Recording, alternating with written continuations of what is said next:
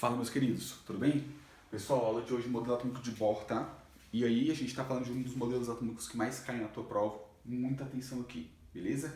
Então vamos lá, galera, vamos pensar em dois temas para a aula, tá? A natureza da luz e quantização da energia. Esse tema aí de quantização da energia, galera, é algo bem importante para vocês, né? Até porque quando a gente fala em quantizar a energia, a gente consegue quantificar a energia, nós podemos tratar a energia como matéria, né? E antigamente a gente não definia energia como matéria, porque matéria era tudo aquilo que tem massa e ocupa lugar no espaço, né? Então energia, por não ter massa, não era considerada matéria. Mas de acordo com a definição nova de matéria, a definição atual, que diz que matéria é tudo aquilo que pode ser quantificado, nós podemos assumir que energia pode sim ser matéria. Tanto é que a gente assume que a energia, a luz, né, uma das fontes de energia que a gente tem, a luz, tem um comportamento dual, né? A gente pode enxergar a luz como matéria ou como energia. Tranquilo? Então nessa ideia, pessoal, a gente vai falar aqui de quantização da energia e pensar numa simples expressão matemática que vai de encontro a isso, tá?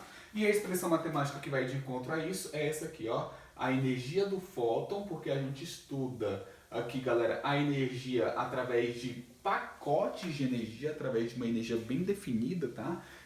Aqui é, né, a energia de um fóton. A energia do fóton nada mais é do que uma constante multiplicado pela frequência, tá? Então saiba que esse E indica energia, que F indica frequência. H, como a gente acabou de citar, tá, galera, é uma constante. E essa constante a gente chama de constante de Planck, beleza? Então H é a constante de Planck.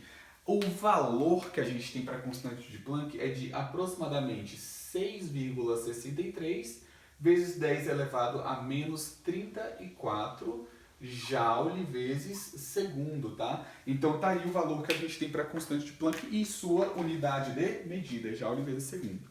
Só que quando a gente pensa nessa expressão aqui, galera, ela é tão importante pra gente, e tão importante, porque aqui nós podemos fazer uma associação, ó. A toda energia existe uma frequência associada, tá? Então guarda essa informação aqui, galera. A toda energia existe uma frequência que está associada. Isso aqui pra gente é fundamental.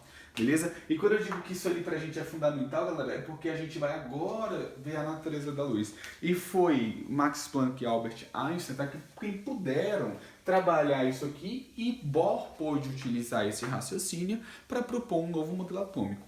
Porque até então, galera, o que estava em vigor era o átomo de Rutherford, né? Que foi proposto ali por volta de 1911.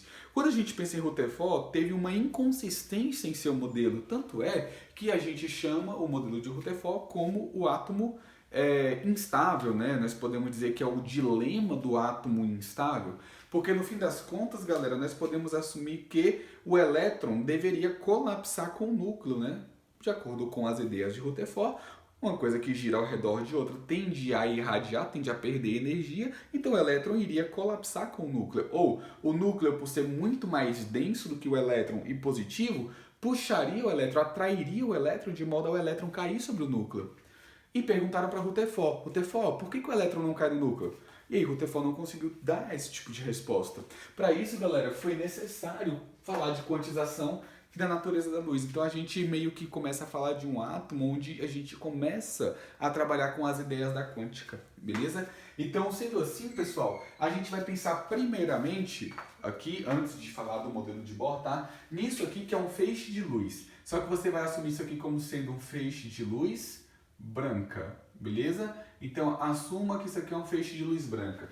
Esse feixe de luz branca vai passar por um prisma. E a gente sabe que quando a luz branca passa pelo prisma, a luz decompõe, né, nas cores que a gente enxerga, nas cores que fazem parte da região do visível no espectro eletromagnético. Então, quando a luz branca passa pelo prisma, ela decompõe nas 7 cores que a gente consegue ver. Por favor, não liga para a ordem, tá? Não importa a ordem das cores aqui pra gente, até porque nós não temos todas as cores aqui do pincel, tá? Então, galera, não importa a ordem. O que importa é que você olhe para esse espectro aqui. Opa, espectro?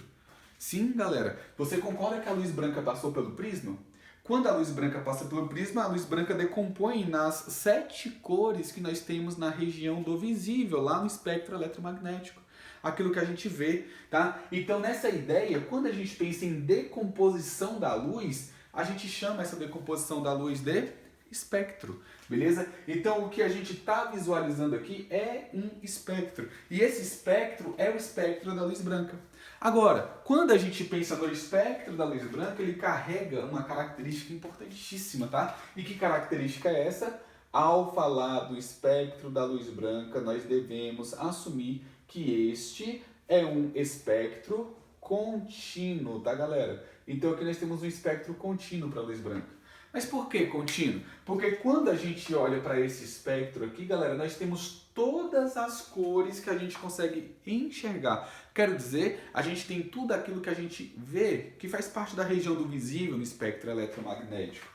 E ele é dito contínuo, galera, porque como esse espectro é totalmente preenchido por todas as cores da região do visível, nós podemos assumir que cada cor carrega uma energia e associada à energia nós temos uma frequência. Se aqui nós temos todas as cores da região do visível, significa dizer que nós temos todas as frequências da região do visível. O que significa dizer, galera, se tem todas as cores, tem todas as frequências, tem todas as energias da região do visível. Resultado, nós dizemos que o espectro é contínuo, beleza? Então, quando a gente pensa na luz branca, a luz branca produz um espectro contínuo. Só que acontece, galera, que a gente vai pensar agora no átomo de hidrogênio, que inclusive foi o átomo que a gente utilizou, que Bohr, né, utilizou para definir o seu modelo atômico. Tanto é que alguns livros chamam até o modelo de Bohr como o átomo de hidrogênio, né? Então, nessa ideia, galera, é muito válido que a gente consiga visualizar principalmente o hidrogênio, tá? Só que depois a gente estende isso para outras coisas, beleza? Só que agora, foco no hidrogênio. Quando a gente pensa aqui no hidrogênio gasoso aprisionado dentro de um recipiente, esse experimento aqui eu estou usando para fins didáticos, tá? Então, nós temos aqui o hidrogênio gasoso preso no recipiente, nós vamos passar corrente elétrica aqui dentro. Quando a gente passa a corrente elétrica, a primeira coisa que vai acontecer é que os átomos que estavam unidos, né, através de uma ligação química, tem essa ligação rompida e os átomos se separam. Quando eu coloco H2 virando 2H, galera, é porque as ligações que existiam entre os átomos de hidrogênio foram quebradas, formando dois átomos de hidrogênio. Então você pode entender 2Hs como sendo hidrogênio separado do outro hidrogênio. Tranquilo? Quebrou a ligação química. Só que logo em seguida, galera, depois de romper a ligação, tá? Esses átomos de hidrogênio se unem novamente, formando a molécula de hidrogênio. Só que quando essa ligação química se forma entre os átomos de hidrogênio, se libera energia. A gente tem que a formação da ligação libera energia.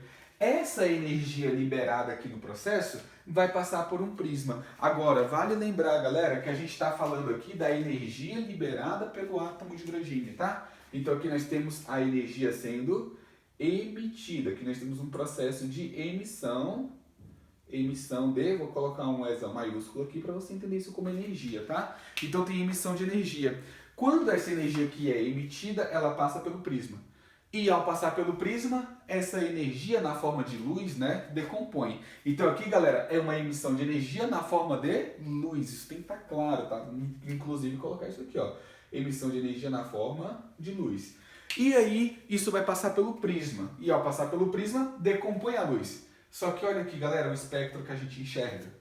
O espectro que a gente está enxergando possui apenas algumas cores. Tem apenas algumas energias. O que significa dizer apenas algumas energias? Possui apenas algumas frequências. Nós não temos, galera, um espectro totalmente preenchido. Não tem todas as frequências da região do visível. E como não tem todas as frequências, não tem todas as cores, nós podemos assumir que o espectro visualizado para o átomo é um espectro descontínuo, tá, galera? Porque não possui todas as frequências, beleza? Então aqui o que você tem que pensar é o seguinte: quando a gente pensa no espectro da luz branca, ele é contínuo. Quando a gente pensa no espectro atômico, o espectro atômico é descontínuo, galera. Então já vai assumindo isso, ó. Espectros para átomos são espectros descontínuos. A gente está falando aqui basicamente para o átomo de hidrogênio, né? Então aqui, pessoal, nós temos o espectro descontínuo. Como eu falei, não importa a ordem, tá? Não importa quais são as cores emitidas pelo hidrogênio, o que importa pra gente é você perceber que o espectro atômico é descontínuo. Tranquilo? Agora, o detalhe que a gente tem que pensar aqui é o seguinte, olha, você concorda que para cada cor nós temos uma energia associada? E a energia está associada a uma frequência? Então aqui, galera, como nós não temos todas as cores, nós não temos todas as frequências. O que Bohr pode concluir com isso? O que Bohr pode concluir é que no átomo, o elétron não pode ocupar qualquer estado de energia. Beleza? Olha aqui, galera, nós temos aqui, ó, algumas energias apenas, algumas frequências. Então significa dizer que no átomo o elétron não ocupa qualquer estado de energia. O elétron possui estados bem definidos de energia. É aí que vem a ideia de quantização da energia no átomo de Bohr. Beleza? Então aqui, pessoal, primeiramente a gente precisa dizer o seguinte, ó, pelo espectro descontínuo, o que Bohr pode concluir? Que o átomo, o elétron no átomo, né? O elétron no átomo não pode ocupar qualquer estado de energia. O elétron possui uma certa quantidade de energia e o elétron está localizado numa órbita, que Bohr disse que era uma órbita circular. Tranquilo? Então nessa ideia, galera, a gente precisa apontar agora, né, quais são os postulados de Bohr, beleza? Então vamos ter que apagar aqui, tá? Pra gente falar dos postulados de Bohr. Só um instante.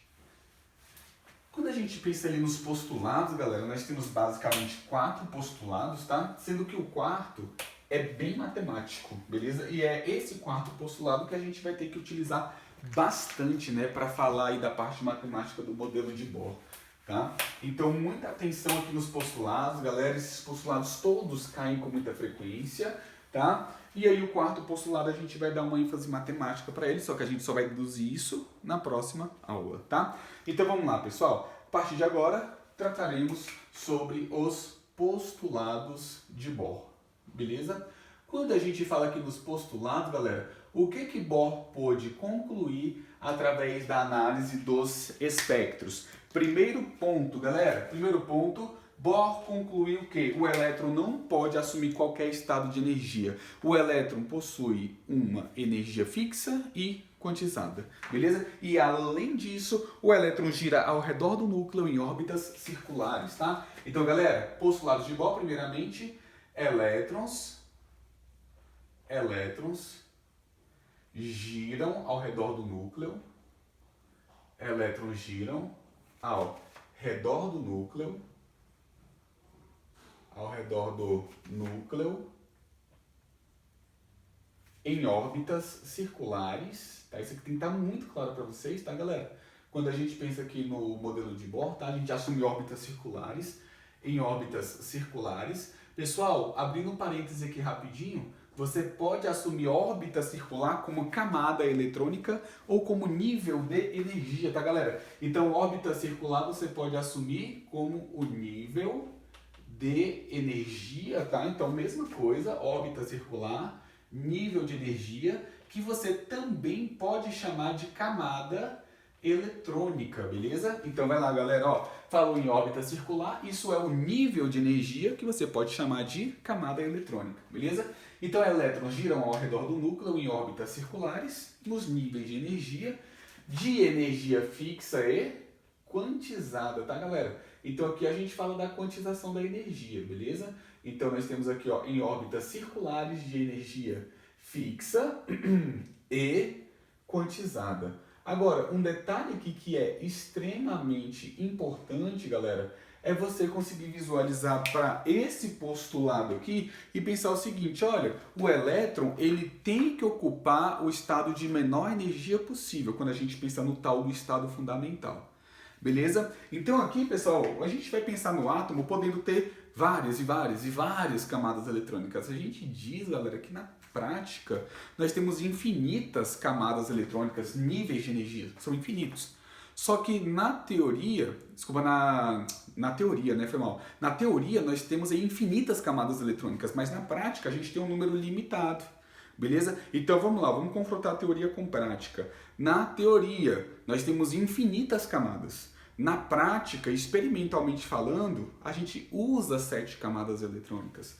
Só que a gente tem que pensar, galera, em colocar os elétrons dentro das camadas, sempre colocando os elétrons dentro da menor camada, quero dizer, galera, dentro da camada de menor energia, para a camada de maior energia. É isso que a gente tem que pensar, tá? Então, só fazendo um geralzão aqui, retomando as coisas, tá?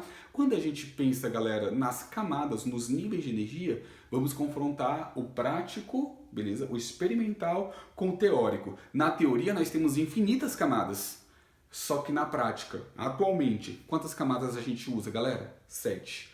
E a gente tem que colocar os elétrons nas camadas sempre obedecendo a ordem crescente de energia. Coloca na camada de menos energia para a camada de mais energia. Maravilha. Então aqui, galera, a gente vai dizer que as camadas possuem uma energia fixa e quantizada. Então, se o elétron está numa determinada camada, é porque o elétron tem energia suficiente para estar naquela camada e não na outra camada. Beleza? Então, nessa ideia, é aqui que a gente tem que pegar o pulo do gato. Ó. Se o elétron está na primeira camada, é porque a energia dele é suficiente para estar na primeira camada e não na terceira. De boa isso? Beleza. Então, a gente assume essa questão de quantização e pensa muito nesse caso que eu acabei de citar para vocês. Tá? E aí, galera, a gente sai do postulado número 1, partimos para o postulado de número 2 agora, tá? Quando a gente pensa aqui no postulado 2, a gente diz que, olha só o detalhe, espontaneamente, ó, naturalmente, elétron não perde nem ganha energia, tá? Isso só acontece através de uma fonte externa, tá? Então, naturalmente, o elétron está lá girando ao redor do núcleo. Ele não vai nem perder e nem ganhar energia. Ele vai ficar girando lá para sempre, basicamente. Beleza? Mas através de uma fonte externa de energia, ele pode absorver, ganhar energia e transitar entre camadas eletrônicas, que aí vem o terceiro postulado. Mas antes de chegar no terceiro, ó, postulado número 2, espontaneamente, elétron não ganha e nem perde energia, tá? Espontaneamente, elétron não ganha, vamos lá, ó, elétron não ganha e nem perde energia, tá? Não ganha e nem perde energia. Isso aqui é espontaneamente, tá, galera? Agora, a gente pode, galera, pensar nisso aqui sendo uma fonte externa, tá? E aí a gente fala do tal salto quântico. Não vou escrever tudo isso para vocês, a gente vai ter que escrever o postulado número 3 de uma forma um pouco resumida, tá? Então, o postulado número 3 diz que, através de uma fonte externa, o elétron pode ganhar energia, ele pode absorver uma energia de uma fonte externa, e quando ele absorve essa energia, ele não pode continuar naquela camada que ele estava antes, porque naquela camada só suporta aquela energia que o elétron tem. Então, se ele absorveu energia, ele vai ter que ir para uma outra camada que comporta aquela energia. Beleza? Então, nós temos um processo de excitação. Só que o elétron vai ficar lá para sempre? Não. O elétron absorveu energia e transitou para outra órbita de mais energia. Só que ele vai retornar para a órbita de origem, liberando aquela energia que foi absorvida, tá? Então aí vem o terceiro ponto, galera. Nós temos aqui, através de uma fonte externa, o elétron pode absorver energia, tá? Então nós temos um processo de absorção. Só que o elétron absorve e salta para uma órbita mais externa. E aí, galera, nós temos o processo de absorção sendo associado, tá? Então, esse processo de absorção é associado ao que nós chamamos de excitação eletrônica. Beleza? Agora, o que acontece, galera, quando a gente tem o processo de excitação? O que acontece no processo de excitação é que o elétron vai sair de um nível de menor energia e vai para um nível de maior energia, tá? Então, atenção, ó, o elétron vai sair aqui de um nível que tem menos energia e o elétron vai para um nível que possui mais energia. Tá? Só que para que isso aconteça, para ele sair de um nível de menor energia para um nível de maior energia, ele tem que absorver energia, tem que ter ganho de energia aqui. Tranquilo? Só que aí o elétron foi lá e saltou, galera. Ele saiu da órbita de menor energia e foi para a órbita de maior energia porque ele absorveu uma energia de uma fonte externa. Só que o elétron vai ficar lá nessa órbita de mais energia para sempre? Não. Ele vai voltar para a órbita de origem. E aí nós temos o processo de emissão de energia.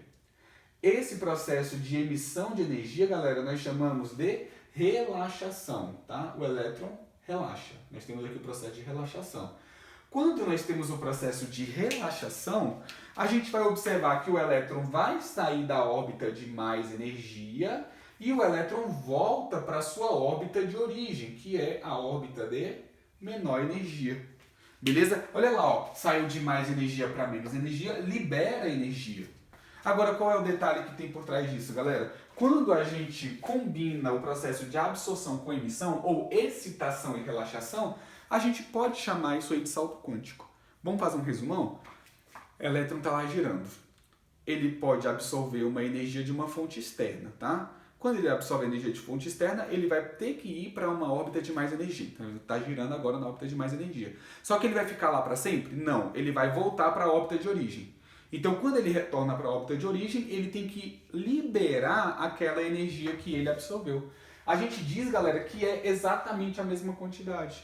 Tranquilo? Então, aqui que a gente tem que pensar o seguinte. Vamos pensar no átomo de Bohr como sendo um átomo onde as órbitas são circulares, né? Então, a gente pode assumir com tranquilidade o seguinte. Tá aqui o núcleo, beleza? E aí a gente vai ter a eletrosfera, né? Vamos considerar aqui, galera, deixa eu colocar de outra cor, tá?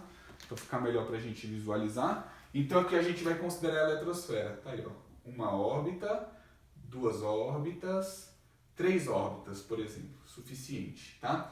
Quando a gente pensa ali na eletrosfera, a gente pode agora tentar enxergar o elétron aqui dentro. Por exemplo, ó, na primeira órbita, tá aí o elétronzinho, ó. O elétron tá aqui. Só que quando nós temos a absorção de uma energia através de uma fonte externa, deixa eu só arrumar isso aqui, fazer um pouquinho maior, tá? Então aqui, galera, tá o elétron, beleza? Quando a gente assume uma absorção de energia através de uma fonte externa, tá? Aí, ó, energia veio, daí o elétron absorveu essa energia. Quando o elétron absorve a energia, ele salta para uma órbita de mais energia.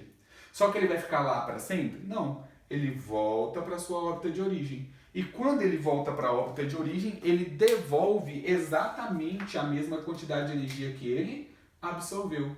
Essa energia liberada, galera, é liberada na maioria das vezes, tá? Então essa energia liberada aqui, ó, nesse processo de relaxação, é liberada na maioria das vezes na forma de luz ou calor, beleza? Então aqui a gente tem luz ou calor. É daí que a gente vai visualizar as luzes coloridas, por exemplo, nos fogos de artifício. Quando a gente tem aquelas luzes coloridas, isso nada mais é do que o processo de excitação e depois a relaxação. Quando o elétron volta para a órbita de origem, ele libera luz colorida. Por isso que a gente vê aquelas cores nos fogos de artifício. Tranquilo? Existe também o teste da chama, né? Que você pode visualizar várias cores para diversos compostos químicos, né? Você tem um composto químico diferente do outro, então ele vai emitir uma cor diferente quando nós temos o processo de excitação seguida de relaxação. Tá? Então nessa ideia, galera, quando nós temos esse processo de emissão aqui, ó, essa emissão é, na maioria das vezes, na forma de luz e, claro, também pode ser na forma de calor. Beleza? Só que o detalhe que a gente tem aqui, galera, é que a gente precisa pensar naquilo de uma forma mais técnica, tá? E quando eu digo pensar naquilo ali de forma mais técnica, vamos pensar aqui, ó, saiu de mais energia para menos energia, então teve liberação de energia. Em quais regiões do espectro eletromagnético nós temos essa emissão de energia sendo mais frequente, galera? Aí a gente tem a região chamada de visível, tá?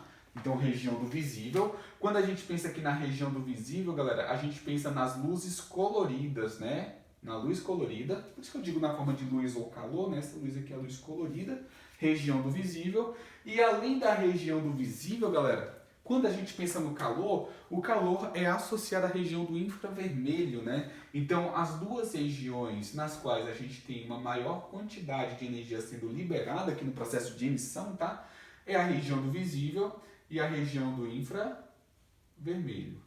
Tranquilo? Beleza, é isso? Show de bola, galera. Então, nessa ideia, guarda essas informações aqui porque elas são muito importantes, tá? Então, lembra, o terceiro postulado diz que, através de uma fonte externa, o elétron pode absorver energia e saltar para uma órbita de mais energia. Só que o elétron volta para a órbita de origem, liberando exatamente a mesma energia absorvida. E aí, essa liberação de energia se dá na forma de luz ou calor. Beleza. Isso a gente resume como tal do salto quântico, tá? Então, atenção com isso. Agora, galera, uma coisa que é muito importante a gente pensar aqui, né, é que a energia absorvida pelo elétron para transitar entre camadas tem que ser uma energia bem definida. E isso a gente chama de energia do fóton, né? Então, ó, o elétron absorve a energia do fóton e ele libera a energia do fóton, basicamente. tá? E quando a gente pensa na energia do fóton, é porque a gente tem que pensar aqui, pessoal, o seguinte: o elétron não pode, tá? Ele não pode absorver uma quantidade de energia e ficar no meio do caminho, tá? Quando eu digo no meio do caminho, o elétron ele não vai até entre duas órbitas. Ou ele vai para uma órbita ou ele não vai, tá? Então, basicamente é o seguinte: suponha que eu quero que o elétron saia da primeira para a segunda órbita. Então, eu tenho que fornecer uma energia suficiente para ele ir da primeira para a segunda órbita.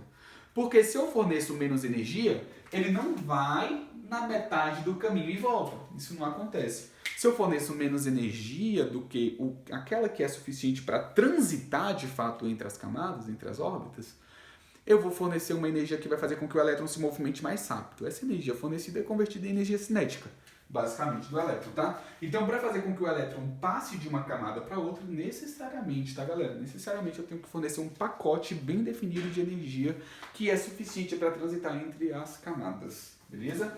E aí, pessoal, depois de ter definido esses 3 primeiros postulados, a gente vai agora para o último postulado, postulado número 4, tá? Então, tá ali, ó. Postulado número 4, que é aquele matemático que eu falei para vocês, né? E esse postulado a gente não vai detalhar agora, a gente vai finalizar a aula aqui. Eu só vou escrever, próxima aula a gente vai detalhar isso. Nós dizemos que como o elétron gira em órbita circular, associada a esse movimento circular, existe, galera, uma coisa que a gente chama de momento angular, tá? Então a gente diz o seguinte no quarto postulado: o momento angular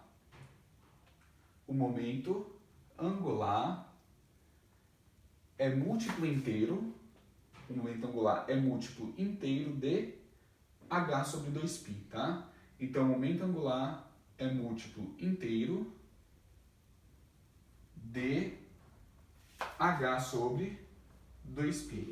Tranquilo? E quando a gente diz que o momento angular é múltiplo inteiro de h sobre 2π, eu vou chamar o momento angular de L, tá, galera? L é o momento angular. E a gente está assumindo que L, que é o momento angular, é múltiplo inteiro de h sobre 2π, né? Quando eu digo que ele é múltiplo inteiro de h sobre 2π, aqui a gente vai colocar um nzinho, e esse n é um número inteiro, tá? N aqui é um número inteiro. Esse n, galera, mostra pra gente que o momento angular varia, tá? Através de um múltiplo inteiro de h sobre 2π. Então aqui a gente vai ter 1h sobre 2π, 2h sobre 2π, 3h sobre 2π, beleza? Então aquele n é um número inteiro. E basicamente, galera, quer saber? A real aqui, tá? É que esse n nada mais é do que o número quântico principal, tá? Então já vai assumindo isso, ó. N é o que a gente vai chamar de número quântico principal. E esse número quântico aqui, galera, número quântico principal, indica pra gente em qual camada o elétron está, tá? Então, o número quântico principal indica o nível de energia, beleza? Então, se o elétron está na primeira camada, beleza, então o número quântico principal vale 1. Se o elétron está na segunda camada, então o número quântico principal vale 2, o n vai ser igual a 2, e assim por diante, beleza? A gente pensa que na prática a gente tem um n que varia de 1 até 7, né? Então a gente vai ter n igual a 1, n igual a 2, até um n igual a 7, na prática. Agora, na teoria, a gente tem que esse n varia até o infinito, né? Então aqui, galera, nós temos o número quântico principal que indica o nível de energia, a camada eletrônica, tá? A camada que o elétron está. Tranquilo? Então, nessa ideia, galera, momento angular é múltiplo inteiro de h sobre 2π. Na próxima aula, a gente vai detalhar isso aí, tá? A gente vai deduzir uma parte matemática para isso, beleza? Então, vamos atentar aqui para esses postulados. Guarde essas informações, elas são muito importantes para vocês, beleza? Galera, tamo junto. Qualquer coisa, eu tô à disposição, tá? Um abraço, até a próxima. Valeu!